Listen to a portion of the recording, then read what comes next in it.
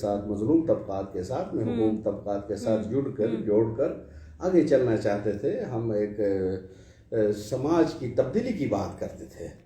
تو وہ ان کو ناگوار گزری. وہ سمجھتے ہیں یہ گونگے رہے بہرے رہے, ان کے پہاڑ ان کے جبل ہم کاٹے کوٹے, ان کی زمینیں قبضہ کریں, ان کو بجلی نہ دے, ان کو تعلیم نہ دے, ان کو صحت نہ دے, ان کو کچھ بھی نہ دے. لیکن یہ بولے نہیں. ہم بول رہے تھے سچ بولنے کا, مظلوم کے حق میں بولنے کا, عطاباد کے متاثرین کے حق میں بولنے کا, اور گلگت بلتستان کے جو 70 سال سے تمام حقوق سے محروم لوگ ہیں ان کے حق میں بولنے کے جو ہے ہمیں سزا دی یہ گئی. سوال میں اسی لیے کر رہی ہوں بابا جان آپ سے کہ کراچی میں جو بیٹھے ہوئے لوگ ہیں یا دوسرے شہروں میں, بڑے شہروں میں بیٹھے ہوئے لوگ ہیں, وہ آپ کی جد و جہد, آپ کے اسٹرگلز کو نہ سمجھتے ہیں, نہ ان کو یہ بات کی سمجھ ہے کہ آپ جیسے لوگ جو آواز اٹھاتے ہیں ان کے ساتھ وہاں پر کس قسم کا سلوک ہوتا ہے. لیکن سب سے اچھی بات یہ ہے کہ آپ کی آواز تو انہوں نے دبانے کی کوشش کی, لیکن آپ کی آواز اور زیادہ بڑی ہو کے سامنے آئی, اور اس کے نتیجے میں بڑی ایک اچھی تحریک چلی وہاں سے. ہم شکریہ ادا کرتے ہیں کراچی کے انقلابی ساتھیوں کا, لاہور کے انقلابی ساتھیوں کا, حیدرآباد کے, سندھ کے, پنجاب کے انقلابیوں کا, محنت کش طبقات کے رہنماؤں کا, آپ سب کا, کہ آپ سب نے ہمارے لیے آواز اٹھائی. بے شک بہت بڑے پیمانے پہ لوگ نہیں اٹھے, لیکن لوگ نہیں بھولے. ہر شہر سے ہمارے لیے نکلے. یہ محبت تھی, بالکل یہ حق تھی, یہ سچ تھی کہ یہ لوگ نکلے جو سچ سمجھتے تھے. بالکل. باقی وہاں کے 8000 میٹر بلند بالا پہاڑوں کے بیچ سے نکلنے والے آوازیں سننے والے یہاں بہت کم ہیں.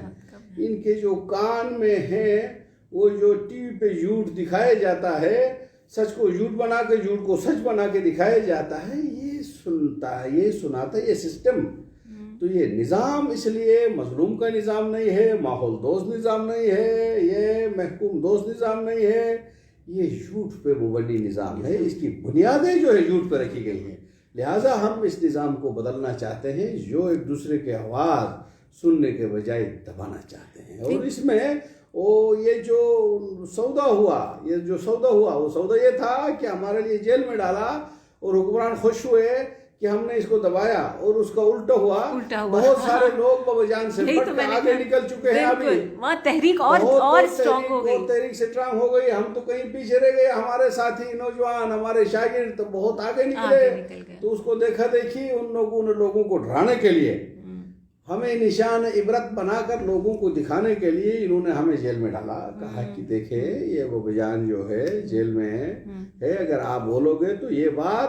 تو گورنر نے وہاں جا کے ایک وفد نے کہا ہے کہ گورنر صاحب بابا جان جیل میں ہے, اس کو نکالے. تو گورنر نے دھمکی دیا ہے بابا جان کے 7 والا بارہ خالی ہے, تو میں یہاں سے اٹھا کے سیدھا ادھر پھینک دوں گا. اسلام آباد میں گورنر کے گھر میں یہ باتیں ہو گئی. بولتے رہیے. جی آپ بات کیجیے. یہ باتیں ہوتی رہی. تو یہ سارا ہمیں ڈرانا چاہتے تھے, یہ ہمیں یہ ڈرانا چاہتے تھے, یا ہمیں دبانا چاہتے تھے. اور نوجوان اور ہمارے ساتھ جڑ گئے, حق کے ساتھ جڑ گئے, سچ کے ساتھ جڑ گئے, اور یہ جڑتے جائیں گے. ہم حکمرانوں کو یہ بتانا چاہتے ہیں کہ آپ لوگوں کو دبانے کے بجائے لوگوں کے حقوق کی تحفظ کریں, لوگوں کو مسنگ کرنے کے بجائے قانون میں پیش کریں. کسی نے کوئی غلطی کی ہے, لوگوں کو ماورائے عدالت قتل کے بجائے لوگوں کو انصاف کریں. اگر کسی نے کوئی غلطی کی ہے اس غلطی کی سزا ملنا چاہیے, چاہے حکومتی اہلکار نے کی ہے اس کو بھی سزا ملے. اچھا یہ بتائیے کامریڈ, یہ جو مسنگ پرسن کی آپ نے بات کی, تو مسنگ پرسن فینومینا جو ہے پاکستان میں بہت زیادہ ہمیں نظر آ رہا ہے, خاص طور پہ بلوچستان میں بہت زیادہ نظر آتا ہے. مجھے بتائیے کیا یہ معاملات گلگت بلتستان میں بھی ہیں؟ کیا مسنگ پرسن فینومینا وہاں بھی ہیں؟ یہ شروع ہو چکا تھا. 3-4 قیدی گلگت بلتستان کے مسنگ ہیں, لیکن ان کو شاید میرے خیال میں ان کے فیملیز کو ریاست نے وہ کوئی شیورٹی دی ہے کہ ہم آپ کے بندوں کو چھوڑ دیں گے, تو وہ خاموش ہیں. یہ پورے ملک میں ہے, کہیں پہ مسنگ نہیں ہونا چاہیے, یہ بات ہی غلط ہے.